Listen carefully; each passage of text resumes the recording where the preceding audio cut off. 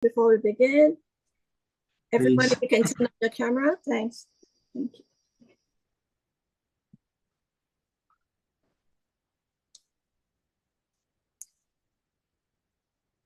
If you can turn on your camera so Lumpur can see you on screen. So welcome once again, and thank you very much, Lumpur Viradhammo, for agreeing to do this session with us after a long break. So it's delightful to have you back. Thank you, Vita. Thank you for hosting. Thank you.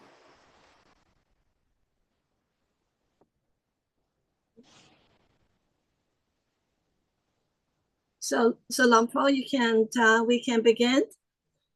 We can begin with the short meditation before the Dhamma talk. Okay.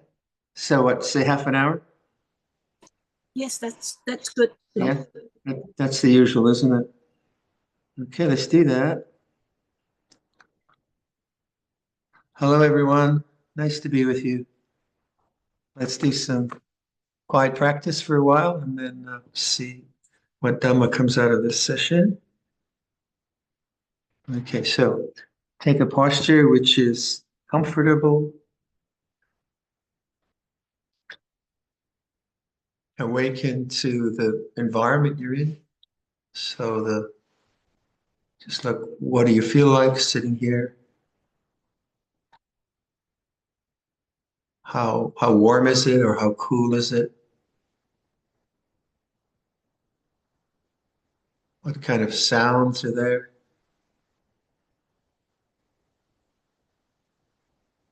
So you know how you feel, and most importantly, what's the mood of the mind? Nothing special, tired, peaceful. What's the mood of the mind?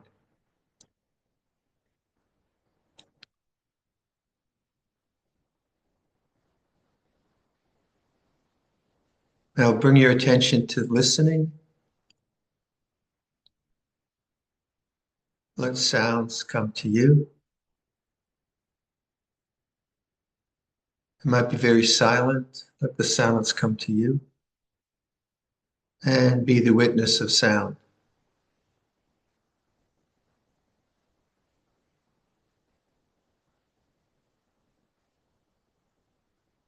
Feel your body sitting on the chair or on your cushion.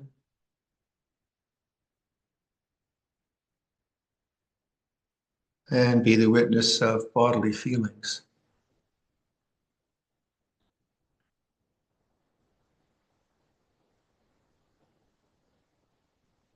Listen to sound.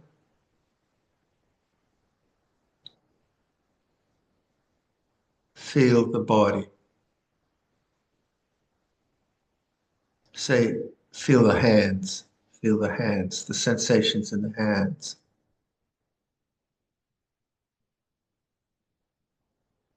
Listen to sound.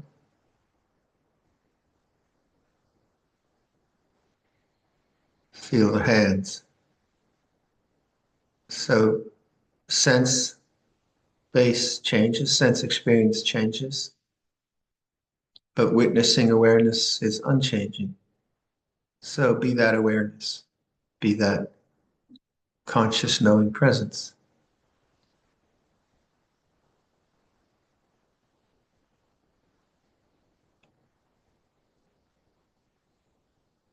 Bring your attention to the breathing of the body, witnessing the breath as it expands your chest. So feel the rising of the chest and the falling of the chest.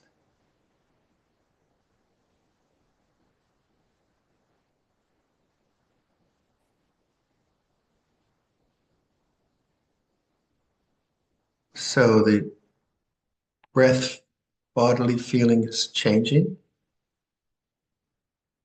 and the knowing or witnessing is unchanging. Be that knowing.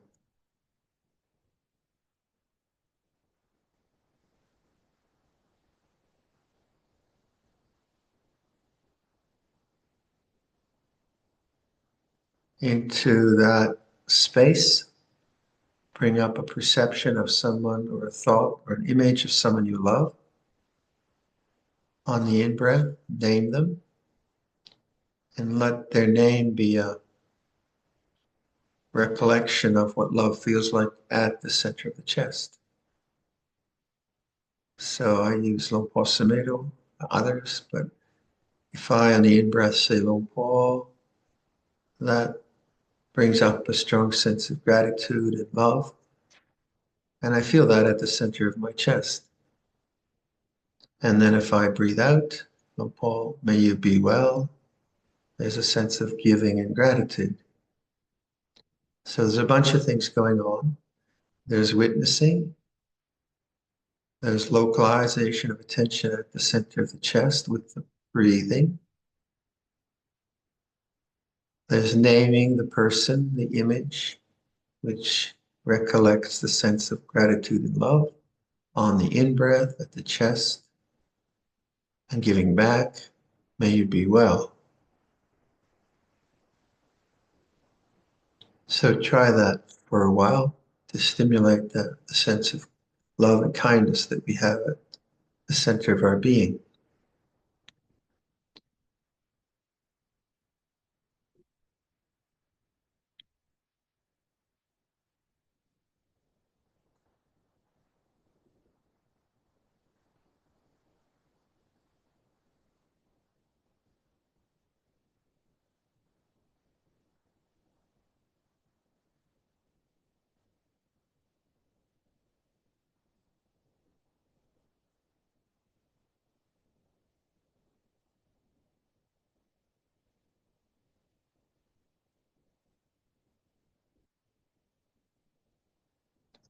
And your mind will remember other things, think of other things. So just recollect center of the chest, perception of kindness and love. Keep informing your heart with that, remembering the heart of openness and love.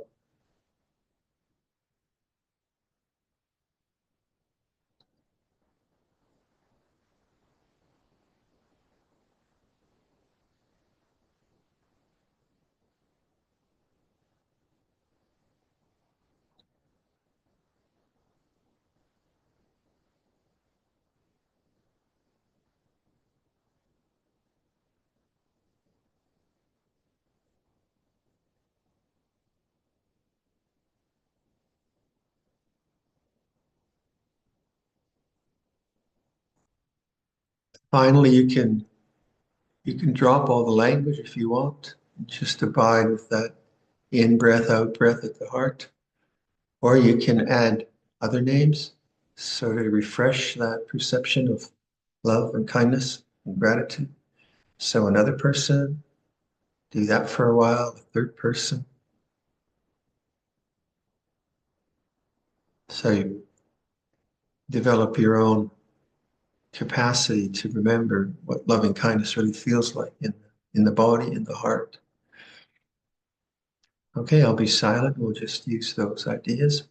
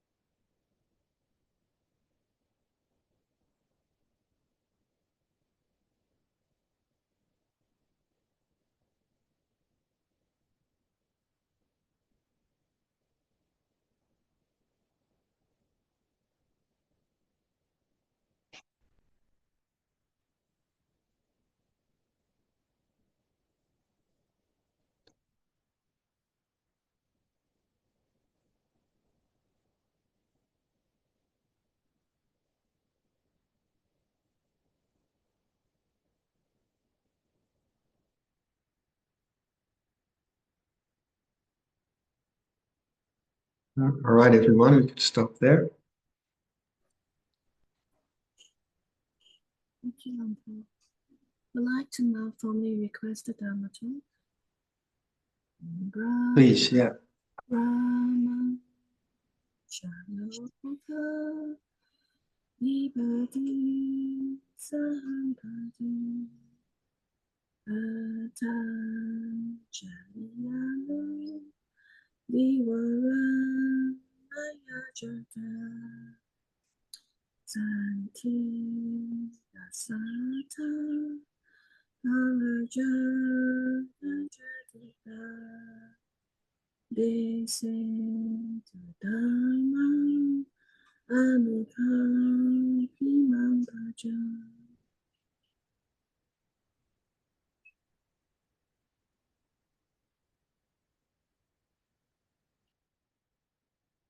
How's Beta doing? Peter is just watching the Sankaras, Lampo. I hope the Sankaras are behaving themselves. Namo tassa bhagavato arahato samma sambuddhassa. Namo tassa bhagavato arahato samma sambuddhassa. Namo tassa bhagavato arahato samma sambuddhassa. Buddhang dhammang sanghang namasami. So, did they get back, Wes? All safe? So the monastery is looking gorgeous. Springtime here, of course. One of our first super hot days. What is it, 25? Yeah, 25 degrees, which is a big deal for us. And the trees have just coming into leaf. So there's that beautiful spring green all over. And we've had a lot of caterpillar infestations the last 5 years.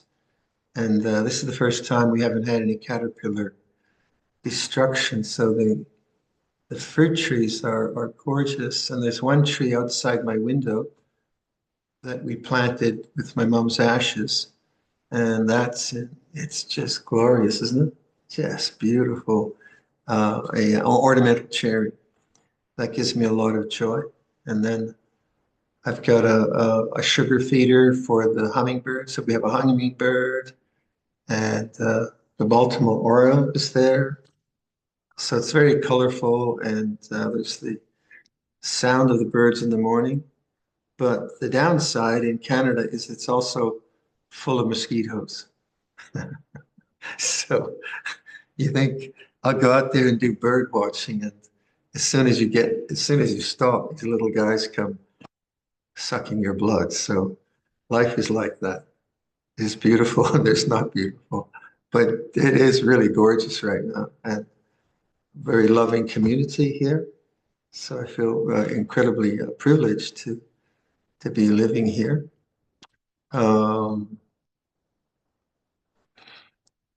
I've just come back from a trip to uh, Jordan and Israel, and so the suffering of that area is uh, deep in my heart. Um, uh, but then the suffering of Ukraine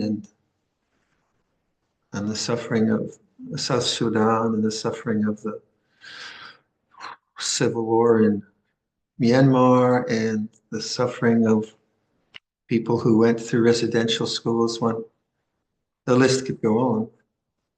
And one of the things I've been contemplating is how do I bear witness to this? What is my duty here? Duty, I don't know if that's the word, but how do I, because when I hear people talk about these things, and myself too, it's very easy, not very easy, it's just very um, natural to either feel despair or anger, and so that's true. And so I've been contemplating what is compassion here? And compassion isn't despair, is it? And compassion isn't anger. Um, and those are not wrong states of mind. You know, they're full, they're very, very human and understandable. But compassion, um, to me, the what I've spoken this quite often, how I have been trying to bear witness to these things without getting sucked into the news cycles and all the analysis of that. That's necessary at some level, and important. So I've just been trying to look at a picture. So this morning or yesterday with Ajahn Sucitto, I was looking at a very profound picture of suffering, mother and her daughter, and it's such a painful picture that I wanted to look away. But I said, no. That's. Now, why don't I just look at the picture and then see what effect it has on me? So I continued to look at the picture. Now I'm in a safe place, and I don't have this in my life, so I can do this because I feel safe and I'm well fed and so on. But I just wanted to feel what this is like and not go to the abstract ideas of these are certain people with certain nationalities, with certain histories. I wanted to touch the human being. And certainly for me, photographs can do that. They go beyond the narrative. And just holding that photograph and holding that, how it affected my heart, then has really stayed with me for the 2 days since I've witnessed that. And it seems to me that that is what compassion is. That sense of empathy, of connection in some minimal way to this deep suffering that this person, not this abstract nationality, this person and their child is suffering.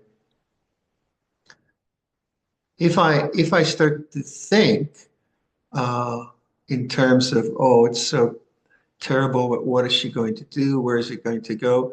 Then I move away from the heart into thinking. That's okay. You know, one does that. But in this case, I just wanted to hold that in my heart and continue to hold it as a perception through the day. And it's quite easy because it's such a powerful perception and image in the heart. And then so what would that mean in terms of the way I live my life? Well, hopefully that would mean that it impels me to act in some way which is compassionate. Now I can't fix those problems. And I'm not a political activist. And but I can look around and say, well, where can I be helpful? Where can I be generous? How can I serve someone? And that seems to me a good response to a deeply painful perception. And so is not would not wouldn't we say that the point of compassion is not just a abstract empathy or a distanced empathy, but that we actually live in the world and act in the world which are um, deeply compassionate and which cost us in some way our resources, our time. You know, we actually put some significant effort into our local communities or wherever we are. So it's I wouldn't, something like a call to action, but to me, the response would then be very, very healthy. It wouldn't go to despair. It wouldn't go to anger. Certainly that's there when you see these things, it just is so horrible, so horrible. But that's not, that's thinking. Right? But I personally, I want to see where will my heart go if I can stay with the heart with this image. And so, um, I try to, I can see how the more one enters into the compassionate heart, into the deep compassion of the heart, not an abstract like we are spreading metta to the people in Gaza. That's kind of, people in Gaza want food, not our metta, you know. So that kind of abstract loving kindness is all, it's good.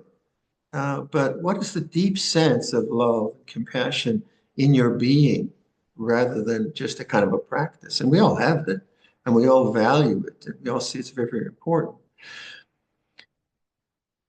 So like say in the monastery, we try, in our little way to help and to serve. And then we support a few Afghani families. And we're trying to get another Afghani doctor out of Pakistan. So we kind of do little things like that. But most importantly, I think, is that one-on-one, that I try to be compassionate to the person, which means I have to be in the same way that I am with that picture. I have to be present to them. I have to be witnessing them as a human being, rather than just kind of doing my thing and not paying attention. Um, some of you might have read Simone Weil, who is the great witness of suffering in the Second World War and before. Um, Jewish background, mystic, Catholic mystic, but she said one of the greatest gifts, and it's not easy, is attention, full attention, giving someone your full attention. Um, And then, so that's what I was trying to do with this picture, is give my full attention to that, and then see what is the result. If I do that, then, and that is foremost in my consciousness as a consideration, then I find that I have no right to complain about anything. This is a really good one, because if I were to complain about anything in my life would be obscene, wouldn't it? Right? To complain about anything, my health, or I mean, I live such a beautiful life, but any life, when I put it in contrast to this suffering this person has, would not that help me to put an end to craving? The craving of what we called, we sometimes joke, don't we, when someone complains about something, governance or whatever, we say, well, that's a first world problem. It's a kind of neat way that our culture addresses, yeah, okay, it's problematic, but is that really a problem? So my sense is the more I can let consciousness be marinated in compassion and infused with compassion, the desire mind has much less power. And then all the habitual kind of complaining mind that we have as human beings, and the sort of even self-disparaging mind, I think really is disempowered, because now we are not just going to the narratives of thought. We are actually embodying our practice in the heart in very real ways. And so much of my suffering, I'm sure yours too, has been where I am always processing life through thought rather than really witnessing life as it presents itself. And so that's what I found with these stark images, is that there's something about the mind, it doesn't want to see this pain. Oh, yeah, it's horrible. So I could say, well, I'm just not going to watch the news cycles. Yeah, that's one way to do it, and I have done that.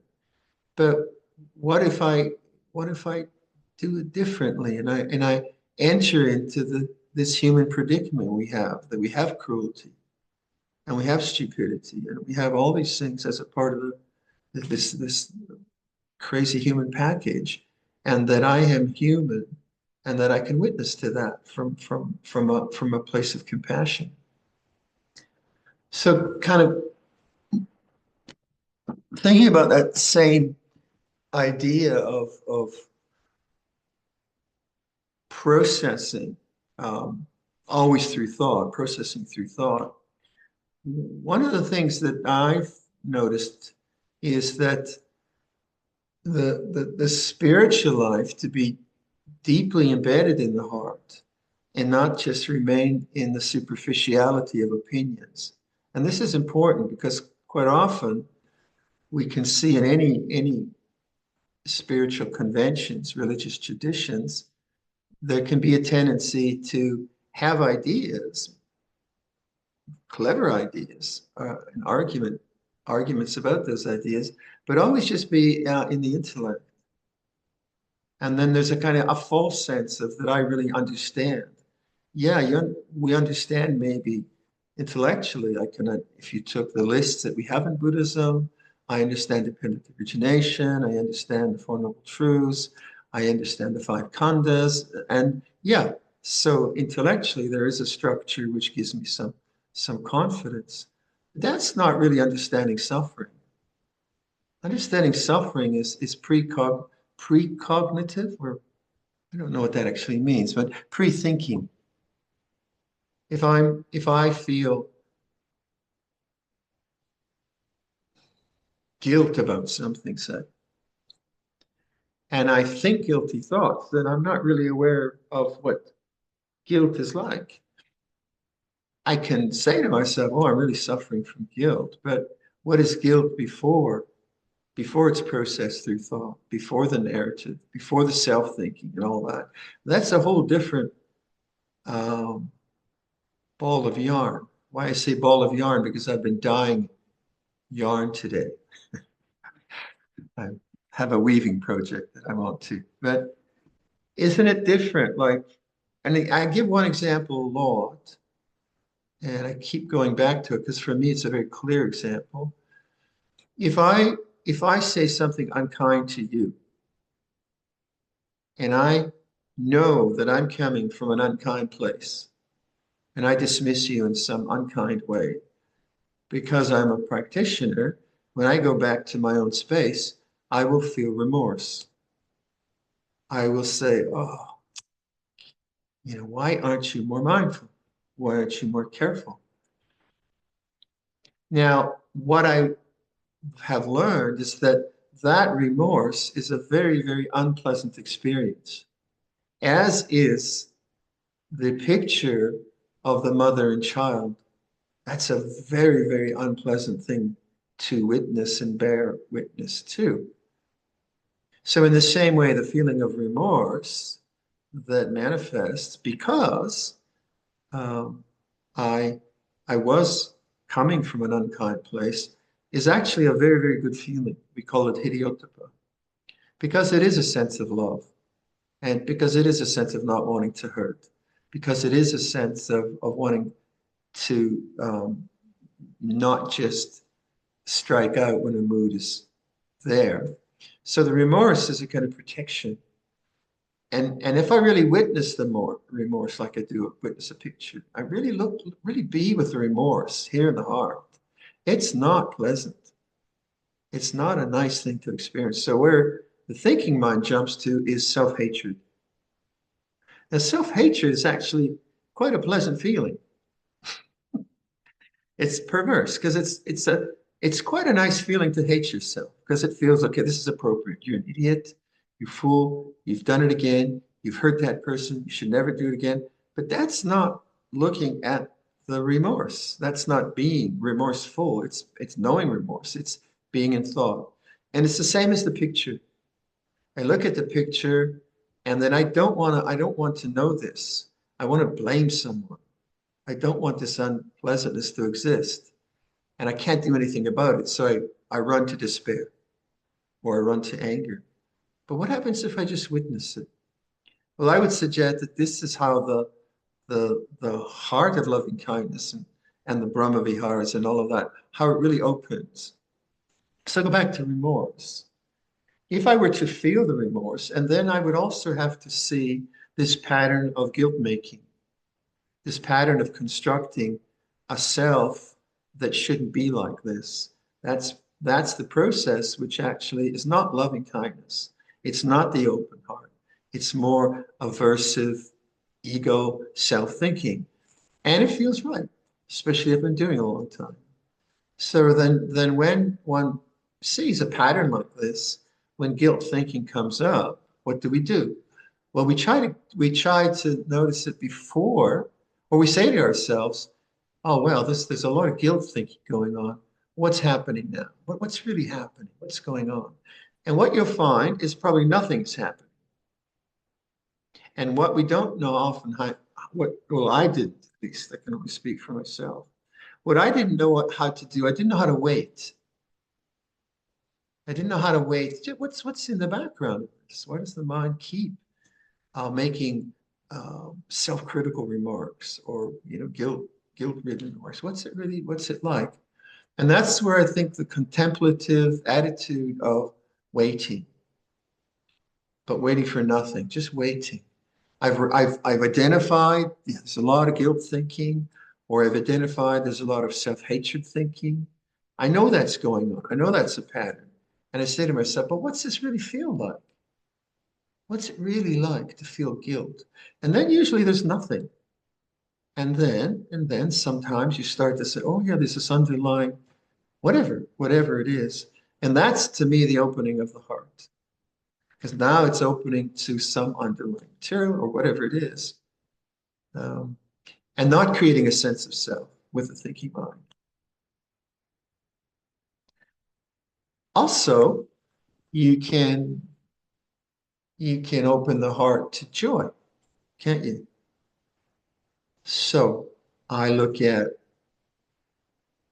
mom's fruit tree and I go, wow, it is really, really beautiful. Now, I can then think about the tree and I can take a picture of it, or I can describe it, but that's not looking at the tree anymore. So when I see something beautiful in another person, in nature, what if I were to do that same attitude that I'm using with a picture that brings forth compassion? What if I do that with beauty? A mountaintop. I was just before this meeting, I have this lovely reclining chair, which I indulge in. And I have, looking out my window, there's this tube, and then there's this sugar feeder, and there's these little Tibetan prayer flags. And in the background, there's black clouds and white clouds and blue sky. Oh, it's just gorgeous. But I just sat there looking at beauty, but not saying, oh, that's beautiful, or taking a picture or doing it, just allowing this sense experience to be what it is, being with it. And to me, that also opens the heart, because these things are part of nature and our heart responds to that. In Jordan, I had the good fortune to go to one of these. I went to Petra and Wadi Rum, I think. So Wadi Rum is a UNESCO site in Jordan, and it's actually where they filmed Lawrence of Arabia. So I've got a picture of Viradhammo of Arabia, but I'll send that out to you later. But we spent a night in a camp in the desert, and it was so silent. And the starlight was just really spectacular. And that is a gift of nature, isn't it? So if that is there, then rather than being busy and describing it and taking pictures and doing selfies and then sending it on WhatsApp and all of that, why not just be with the beauty? So Buddhist monks in Jordan are very rare. People didn't know what I was. One young man helped me up some steps and he called me Granny, which I could understand.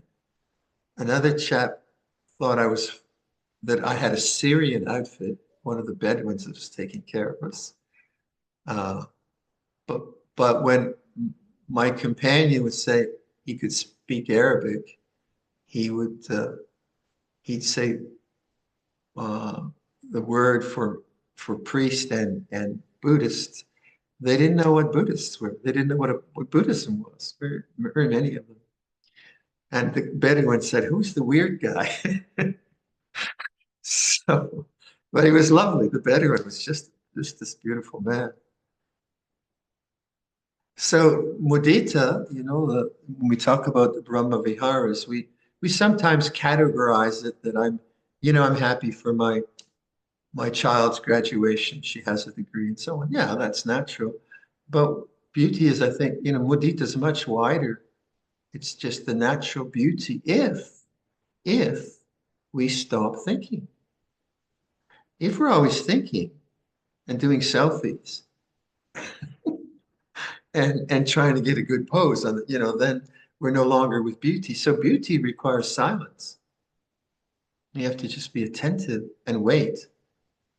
And sometimes waiting isn't our strong suit. We're used to more to stimulation.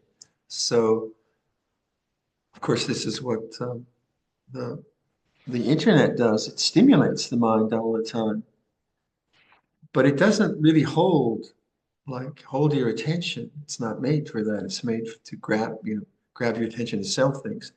But so to look at a tree or a rock and just to allow that to come into consciousness requires a contemplative waiting attitude. But that feeds the heart. It doesn't feed the head, maybe. Um, I think all of us as meditators are at some level trying to get rid of thinking. Like that was the first question I think I asked Ajahn Shah as through interpreter as a novice. I said, "How do I get rid of all this thinking? It's just driving me nuts." And he said, "Well, thought's natural. You just have to learn how to pick it up. There's nothing wrong with it." And that is a very difficult lesson in the contemplative life. How to witness thinking, not suppress it, but also not be the victim of it. And that is this capacity to develop witnessing, I would say, first of all, with non-complex objects. Witnessing sound is a very good way to begin that. You just witness sound as an object, and then change the sense base to the body. That I use that a lot. So you sit down, you listen to sound, let sound come to you. You're not going out to the sound, just let sound come to you. Then you change the sense base and feel your hands. And then you go to that other sense base and you notice there's something unchanging. There's sound, there's body, there's sound, there's body. But what makes that possible is witnessing. So once you have a kind of facility for that, a confidence about that, a trust in that, I would say. Then when thought comes up, what you learned how to do is just witness. So thinking is like this. Anger thinking is like this. And you try to go to the body. This is a very, very difficult thing to do. It really is not easy. But it's not the getting rid of thought. It's choosing to notice that thought is an object, that it comes and goes. And one of the ways to do that is to start to develop, I would say, the heart chakra. To really, really start to feel what does love feel like? What does anger feel like? To really start to embody these impressions that we have and let that be the wisdom space. It's easy for me to say these things. I've been at it for a while, but it does seem to work. And the heart is the place of non-desire. That's where fulfillment comes. So that's a bunch of ideas. Maybe I'll leave it there. Let you think about that. Andamayam Dhammakacaya Sadhu Karanda Dhamma Se Sadhu Sadhu Sadhu Anumodam. Thank you, Lampo. It's so beautiful. And can I just reconfirm the name is Simone Weil, W-E-I-L? Simone, W-E-I-L. Yes. Simone Weil, yeah. Yeah. Just picked up the article and shared it on the chat for everyone. Here, fast. Well, on the computer. You know, there's where did you pick it up? On JSR's website? No.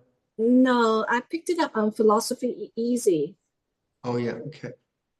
Because there's a may I recommend an interesting website, YouTube site, I suppose, from Samaneri Jaya Sara, and she's at Theravada Nan, and her background is that I think she was a professor of Eastern religious studies.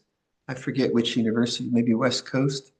She's very eclectic, but she's Australian, and she reads from different pieces of spiritual literature, which I find terribly inspiring, really inspiring.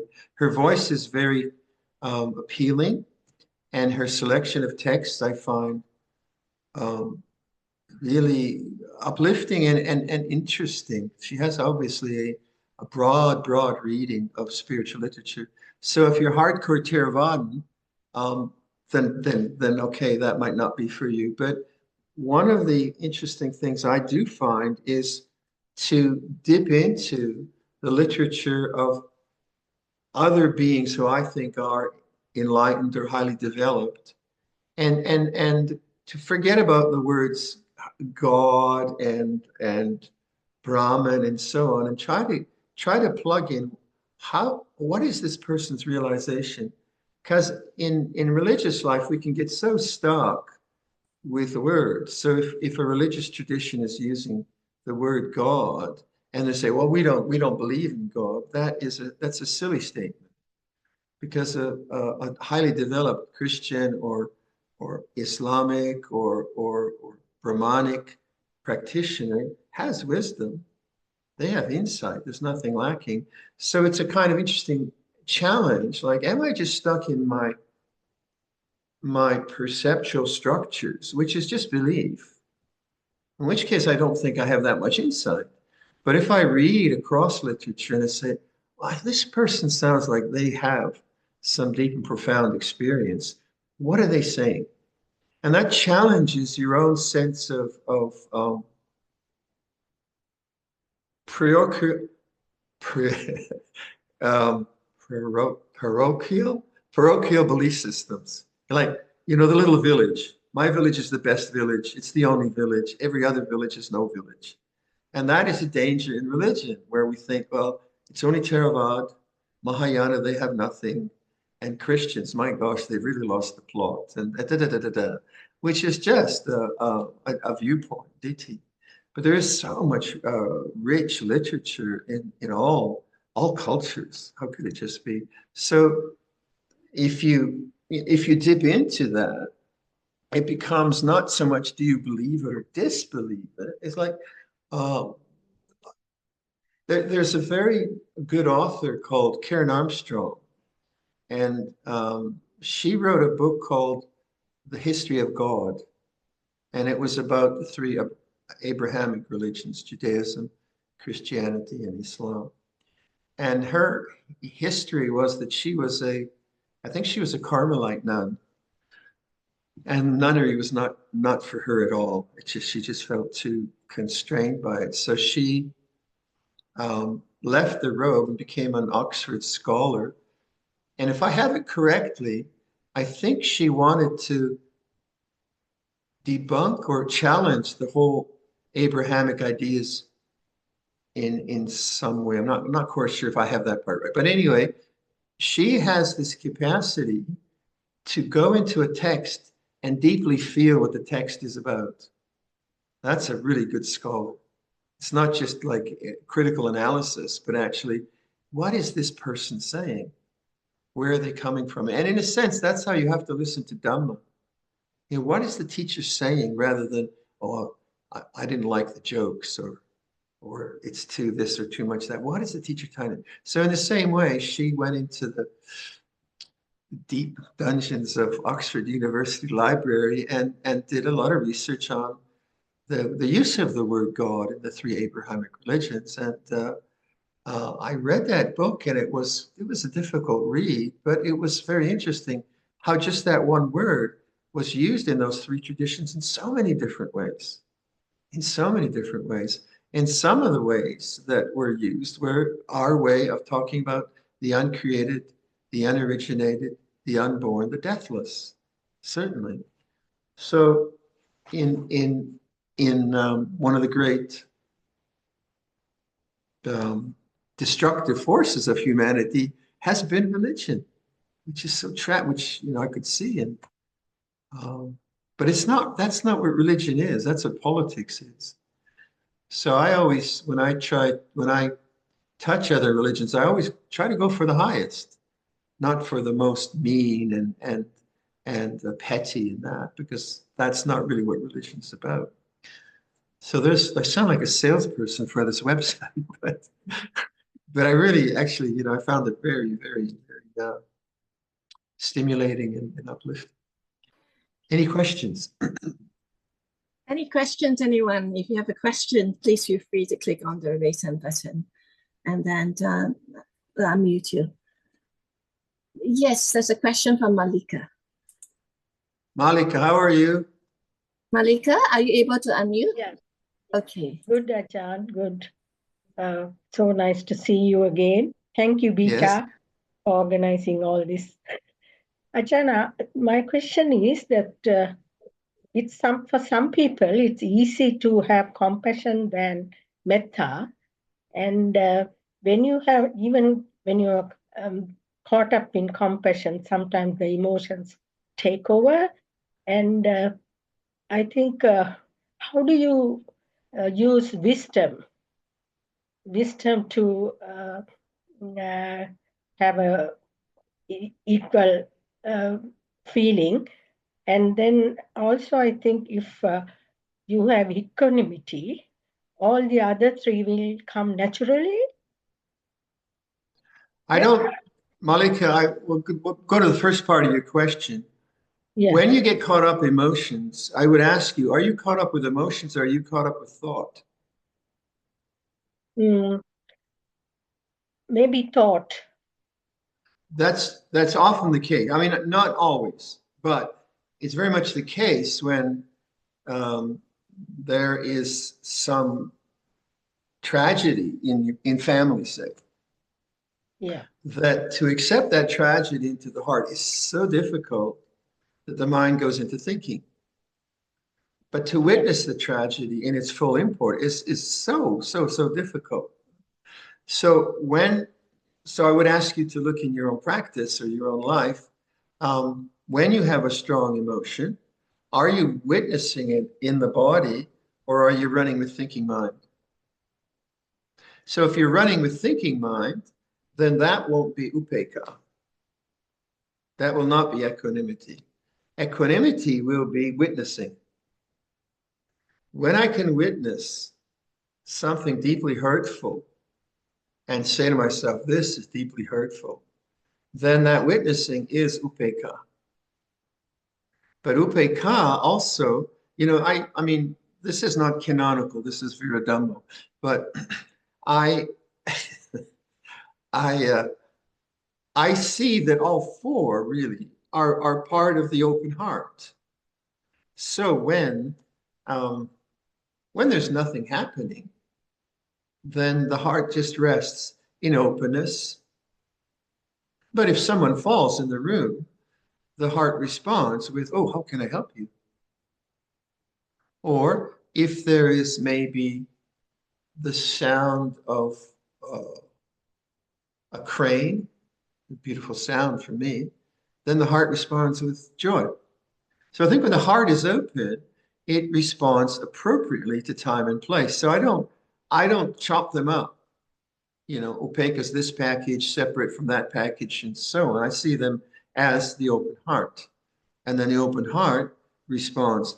But when emotions then when we don't understand the thinking mind and the emotions drive the thinking, then of course it's a horrible cycle. And not to blame, right? Because grief and these things are deeply difficult. That's why it's important to, when there is a strong emotional upheaval, it's important to be alone and be with it, feel it and know it, and not even try to fix it. Let it just be exactly as it is, and wait it out and see what happens. To me, that seems how the heart really gets open. Because quite often these things, we start to do practices. You know, if I have this broken heart, then I have to do upekkha, like I'm some kind of chemist and I'm going to put these things together. But it doesn't work that way. It works the way it works. And so if you trust more in witnessing, and then you feel the heart getting hurt, is that a bad thing? I don't think it is a bad thing if you witness it. Otherwise, we'd have to live in a kind of a cave and not feel things. Having said that, you know, it's very individual, and different people have different sensitivities. So I know one person who is psychically very sensitive in a way that I don't understand. Visually, psychically very sensitive. They have to put up a lot of boundaries and barriers. They have a lot of compassion. So I can only speak for my own. And I think to you, I would say, what does it mean to be caught up in emotions? Is it that you shouldn't be feeling them, that you should be feeling others, so it's a judgment? Or is it just being lost in the thinking? I think that's the exploration. And if the exploration isn't, I'm not going to try to fix this, I'm going to give myself some private time and just go here, see what happens. Don't say it will work or not. Just do it as an experiment. Does that make sense? Yeah, Ajahn, when I was doing the temporary ordination, these are the things that I came across, and I just felt it in my heart. And then I was just using, oh, it will arise and pass away, and then rise and pass away, and things like that. And I could just calm myself and think rationally, and then, yeah, so so I'm using it all the time when I in the community. Yeah, that has helped me a lot. Thank you, Ajahn. That's called right thinking, isn't it? As Yes. opposed to ego thinking and attachment thinking. Yeah. And that's very powerful. When you just put that word in, it will change, is a hugely powerful statement because it's coming from wisdom. Okay? Yeah. Then I could get myself calm, and then my practice went really well. There you go. See the elements, 4 elements I just saw. And so Right. thank you, Ajahn. So nice to Okay. see you again. Nice to see you. My hair is growing. Yeah, you got a bit of hair now, don't you? Yeah. Yes, Ajahn. Continue my 8 precepts still. Excellent, excellent. Very good. Thank you, Malika. Anyone else with a question for Lumpur?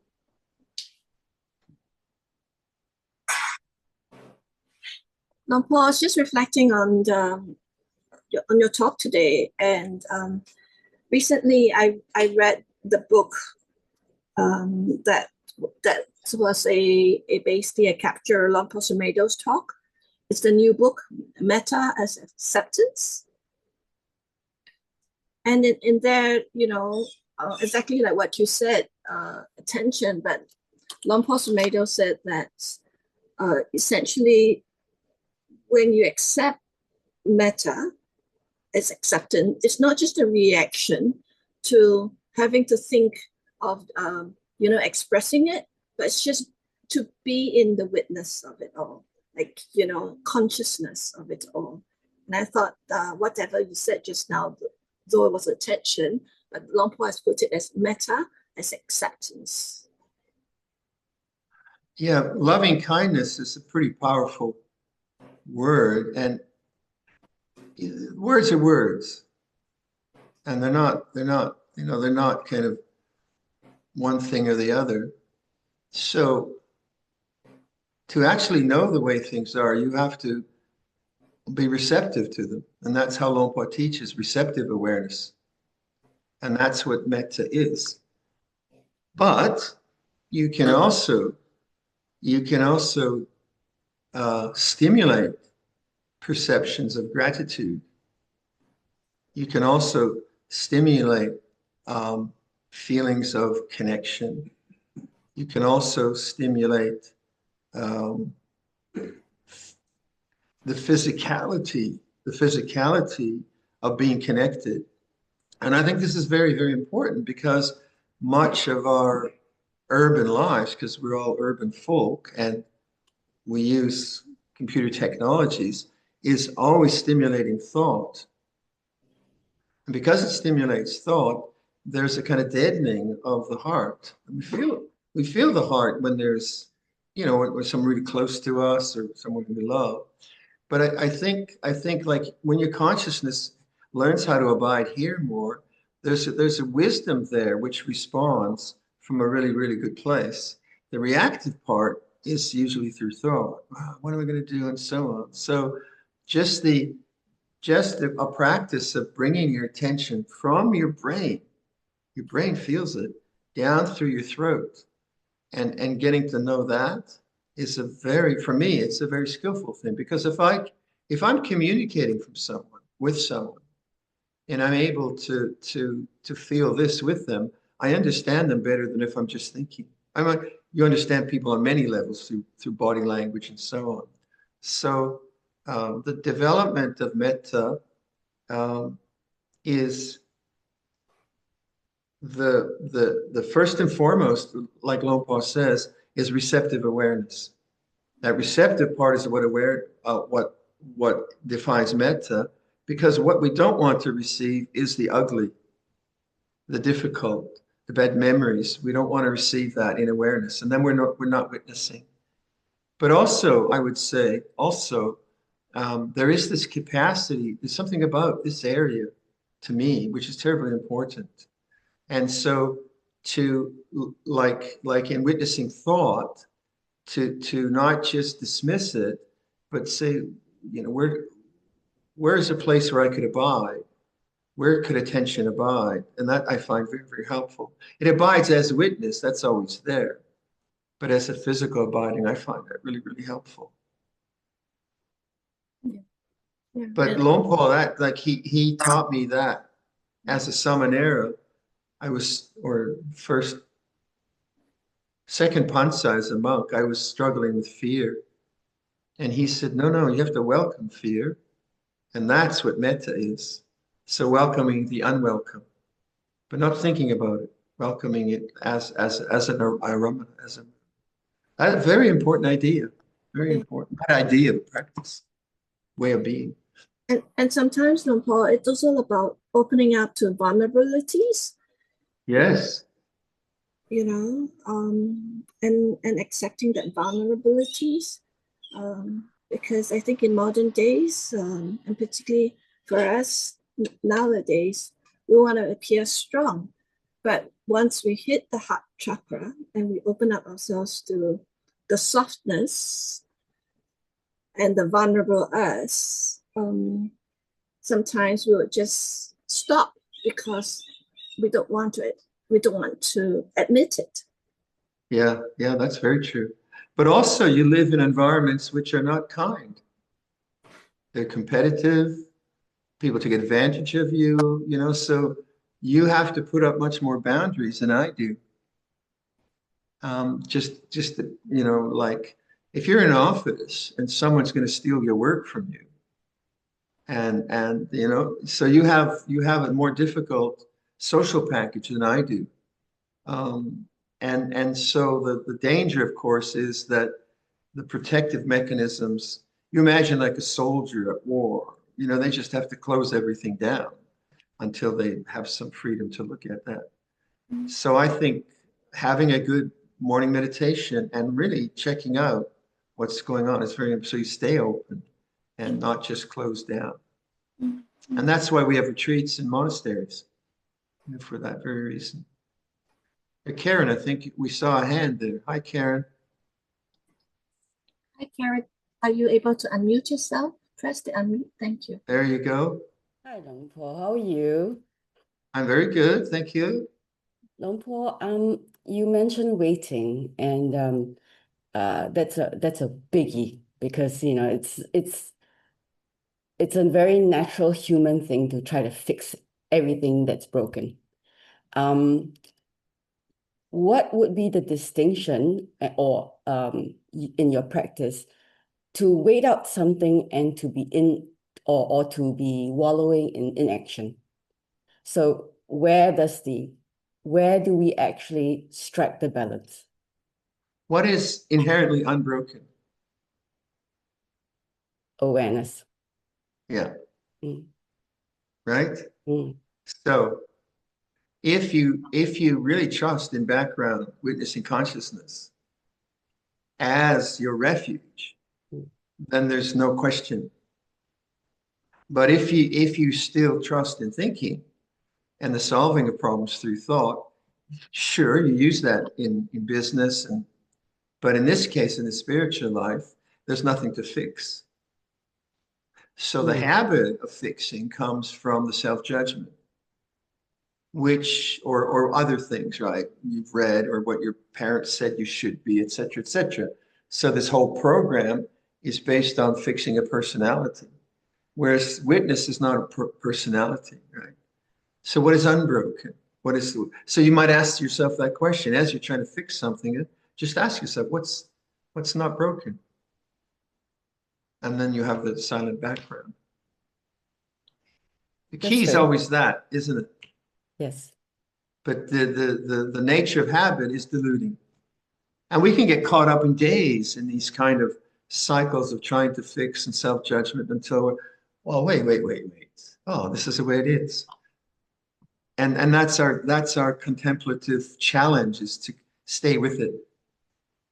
Because it's not wrong to get lost in these kind of delusions. It's very human. And it's frustrating. It's just so frustrating. But you just keep doing it. So in daily life, while we abide in awareness in itself, I mean, certain things perhaps that can be fixed will along the way we fix it. If not, just leave it alone. Is that what you're saying? Yeah, like you can, like if I am complaining about something, I just say, don't go there. Mm. That's just don't do it. Or, some language which I know, no, don't go there. Don't, that's fix it.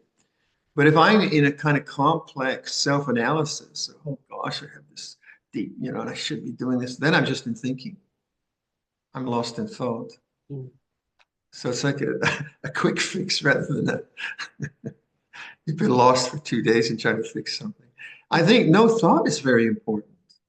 To trust in no thought. That's where the waiting comes. Yeah. When you say no thought, are you saying awareness of thoughts coming and going, or just really no thought? Because that would Yeah, be the space between thoughts. okay. Yeah, when the mind is not thinking.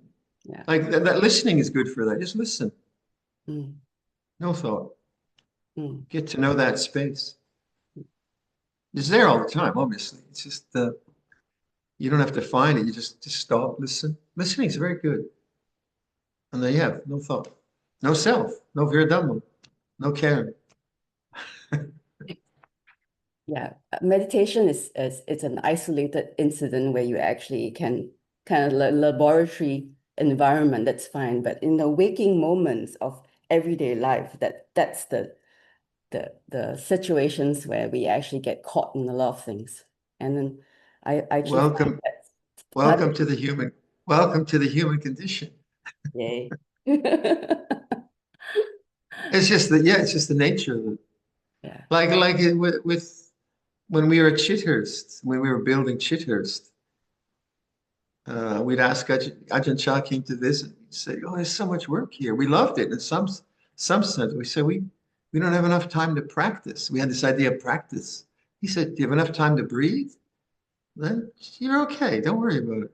So don't define practice as stillness or samadhi or tranquility. That's a trap. So if you define good practice as refinement, What do you do with coarseness?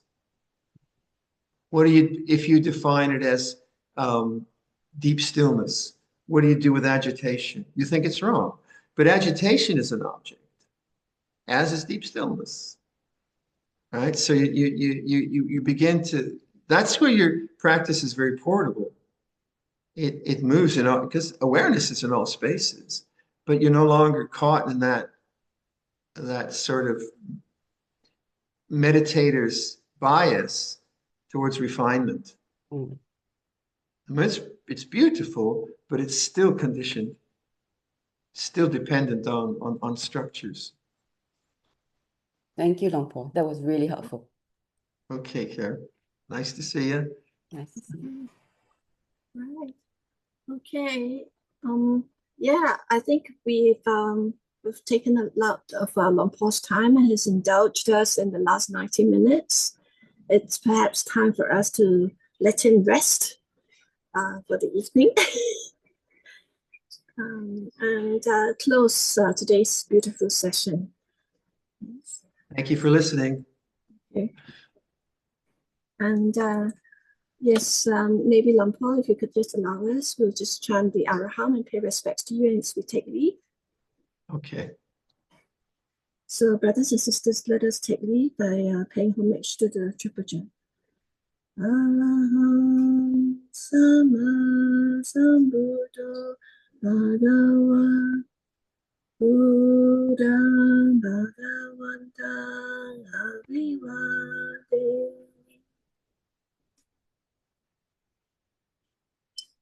Swagato Bhagavata Dhammo Dhammam Namassami